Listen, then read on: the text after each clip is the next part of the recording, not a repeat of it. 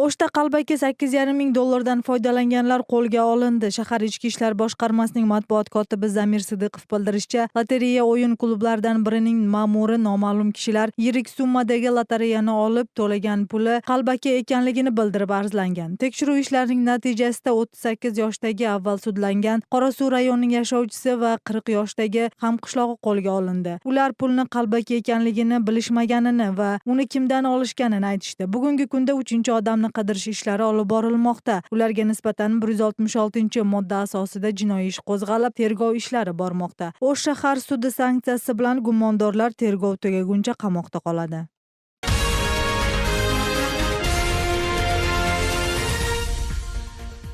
Bozorqo'rg'on rayonida ovqatdan zaharlanganlarning soni 29 kishiga yetdi. Ular hozirda yuqumli kasalliklar bo'limida. Hududiy kasalxona direktori Batirbek Subanqulovning jurnalistlarga ma'lum qilishicha, bemorlarning 8 nafari bolalar va 2si homilador ayollar. Bir kelinning ahvoli og'ir bo'lgani tufayli homilasidan ayrilgan. Hozirda oilaviy shifokorlar guruhi qishloqda yana zaharlangan yashovchilarni ro'yxatga olmoqda. 15-aprelda rayonning Pravda qishlog'ida nikoh to'yi bo'lib, unda xizmat qilganlar to'ydan keyin ortib qolgan salatlarni uylariga olib ketishgan. Mutaxassislar zaharlanish to'ydan kelgan oziq-ovqatlardan emas, ularni saqlashdan kelib chiqqanini aytishmoqda.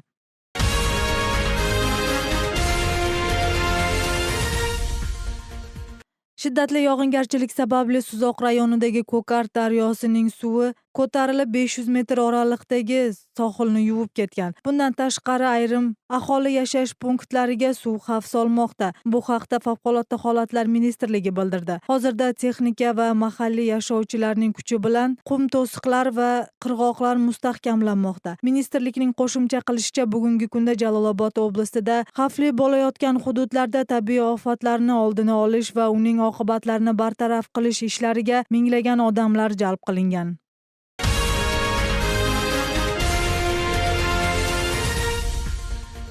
Qirg'iziston bilan O'zbekiston 1000 chaqirim bahsli hududni aniqlashdi. Bu haqda vitse-premyer ministr Jenish Razaqov Jo'g'org'i Kengashning tarmoqlar komitetidagi hisobotida bildirdi. Uning so'zlariga ko'ra, O'zbekiston bilan hozirda faol ishlar olib borilib, har oyda uchrashuvlar bo'lmoqda. Bugungi kunda 1379 chaqirim davlat chegarasidan 1054 chaqirimi aniqlandi. Bundan tashqari, oldin O'zbekiston tomon foydalangan 24 obyekt qaytarib olingan. Qirg'iziston bilan Tojikiston o'rtasidagi 900 kilometr davlat chegarasidan 519 kilometr aniqlandi. Bundan tashqari, Qozog'iston, Xitoy davlatlari bilan chegaralarni demilitatsiya va demarkatsiya qilish ishlari to'liq bitganligini Razaqov qo'shimcha qildi.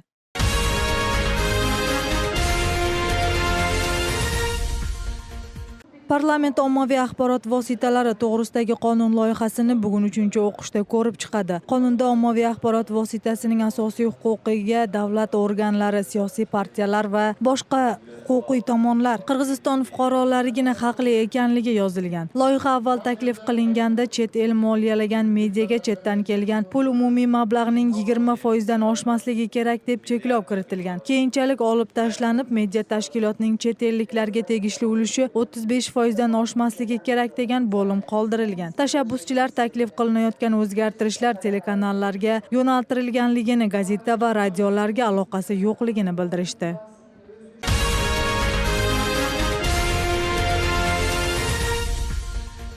Hukumat eksportga mahsulot chiqarish bo'yicha ma'lumot kampaniyasini kuchaytiradi. Buni Premyer ministr Sooronbay Jeenbekov parlamentda hukumat hisobotini topshirayotib bildirdi. Uning so'zlariga ko'ra, hukumat eksport qilinuvchi mahsulotlarni standartlash va sertifikatlash masalasi joriy yilning 12-avgustidan boshlab kuchga kiradigan Yevroosiyo iqtisodiy ittifoqining 18 texnik reglamenti bo'yicha ma'lumot ishlarini olib bormoqda. Ittifoq asosida yangi bozorlarning barcha imkoniyatlaridan to'liq foydalanish maqsadida iqtisod tarmoqlari uchun o'rtadagi infrastrukturani tuzish kerak. Buning uchun 2017-yili tikuvchilik uchun Texnopolis loyihasini ishga tushirish bo'yicha ishlar davom ettiriladi.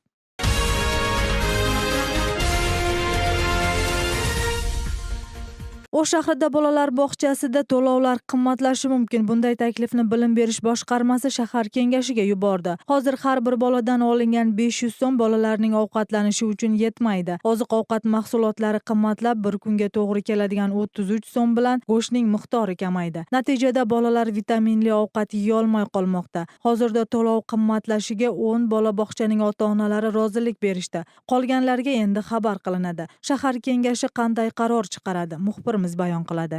2008-yildan beri O'sh shahridagi bog'chalarda har bir bolaning oziq-ovqati uchun bir oyda 500 so'mdan haq to'lanadi. Mablag' bir kunga 23 so'mdan to'g'ri kelsa, shahar g'aznasidan 10 so'mdan qo'shiladi. Uning hisobidan bir kunda bolaga 4 marotaba taom berilib, asosan go'sht va sutdan tayyorlanadi. 8 yildan beri to'lov miqdori o'zgarmagan bo'lsa ham oziq-ovqat narxi qimmatlanmoqda. Buning oqibatida bolalarga to'laqonli taom berilishi nochorlashishi bilan birga oziq-ovqat tarkibida kerakli moddalarning yo'qligi ularning sog'lig'iga ta'sir ko'rsatayotgan ekan. Күнү келе балдарга ушу сүттүү тамак бере бербей, кошумча бүтүн жумуртка бербесек дагы жактадан жумуртка берсек болот, сливочный маслону кошуп берсек болот, вареньелерди берсек болот. Негизинен балдар ушундай нерселерди жақсы көрөт. O'sh shahar bilim berish boshqarmasiga so'nggi 3 yildan beri oziq-ovqat to'lovini ko'paytirish bo'yicha murojaatlar kelib tushgan. Uning asosida har bir bola uchun to'lovni bir oyga 800 so'mga ko'tarish rejalashtirilmoqda. Aniqroq aytganda 800 so'mga shahar g'aznasidan ajratilgan mablag'ni qo'shganda bir bolaga bir kunda 45 so'mgacha to'g'ri keladi. Hozircha bunga 41 bog'chadan 10 tasidagi tarbiyalanuvchilarning ota-onalari rozilik berishgan. Ошо садикте 4 маал тамактанат. Бул балам жакшы деп ойлошу мүмкүн, бирок мына биздин бул системаны билген адамдар биз кыйналабыз. Айрыкча садиктин заведующийлары кыйналат. Көрүп өздөрү эмне тамак бергенин өздөрү билишет. Bilim berish boshqarmasining mazkur taklifini O'sh shahar kengashining deputatlari ham ko'rib chiqishdi. Biroq xalq vakillari taklif asosidagina to'lovlarni ko'paytirib berish qarorini imzolab berisha olmaydi. Buning uchun avvalo ota-onalar roziligini bergan protokol bilim berish boshqarmasiga yuborilib, unda meriya xabardor bo'lishi kerak. Shundagina ijtimoiy kam ta'minlangan oilalar shartiga e'tibor qaratiladi. Талкууда биз эч кандай ата-энелерден сунуштар келбегендигине байланыштуу биз аны үстүртөн гана карадык. Үстүртөндө гана карап, бизге чейинки чакырылыштагы депутаттар сунуштар менен келгиле деген сунуштар аткарылбагандыгы боюнча дагы аларга конкреттүү маселелерди койдук. Ta'kidlab o'tsak, O'sh shahar bilim berish boshqarmasining ro'yxatida 41 bola bog'chada 17 ming yaqin tarbiyalanuvchi bor. Hozirda ularning oziq-ovqati uchun beriluvchi 500 so'm davlat bo'yicha eng oz miqdorda. Masalan, Qorasuv rayonida 650 so'm bo'lsa, poytaxtda 850 so'mdan 1000 so'mgacha yetadi. Madina Ulug'bek qizi Nurjamol Barg'iboyeva, Argan Qalbek o'g'li, Intimaq.